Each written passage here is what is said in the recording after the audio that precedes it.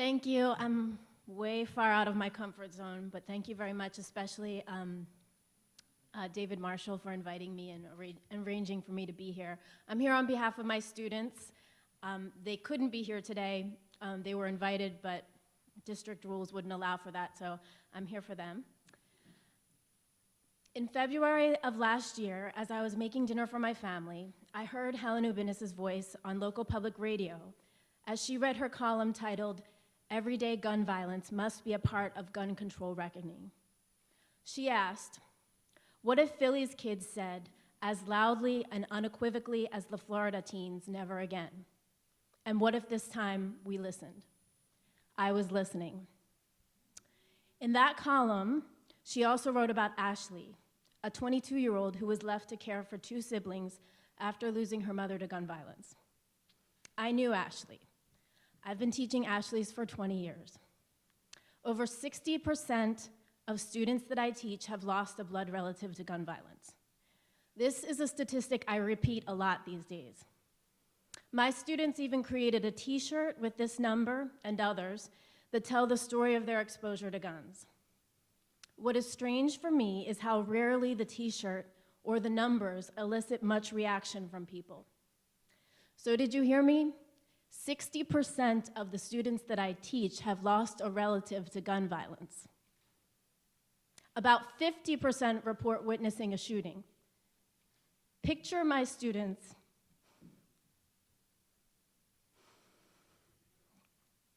as 5-year-olds. I have a 5-year-old, 4-year-old, because oftentimes they are that young when they witness shootings or lose fathers or brothers or uncles or cousins to guns. Like educators throughout this country, I have been immersed in the stories of children and guns and poverty and homelessness and hunger and abuse and injustice and illness for all the time that I've been teaching. I never became numb to the stories, they would tell me, no matter how many times I heard the same plot line.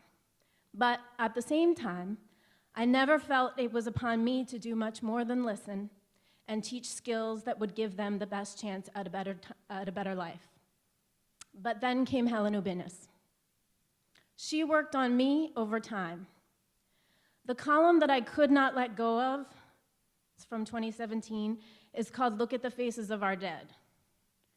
In that column, she absolutely insisted that I do more. That's what it feels like to me to read her columns. It feels like she's speaking to me, the conflicting parts of me, the complacent me, the hopeful me, the latent social justice warrior in me, the citizen me, the mother me, the teacher me, the white me, the privileged me, the feminist me, the sleeping me, the woke me. Her voice is relentlessly insistent and inclusive and impossible to ignore. And so when I finally heard her on my radio that day, I stopped shredding lettuce and invited her to hear my students read essays they had written on whether or not they would participate in the National School Walkout.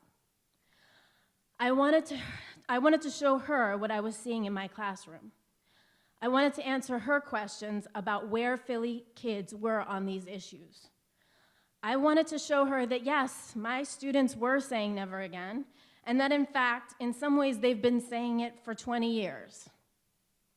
Maybe the only real difference is that now I am listening in a different way. And maybe I am listening in a different way because of Helen. I want to write a paragraph about how and why Helen can access the voices of the most vulnerable people in Philadelphia, and I want to tell you about the flood of opportunities that came to my students after Helen wrote about them. I want to tell you about what Dina, Simone, Frank, Priest, Anissa, and so many others are up to these days since the columns. But there's only so much time and space, so the reading teacher in me wins out in this last paragraph.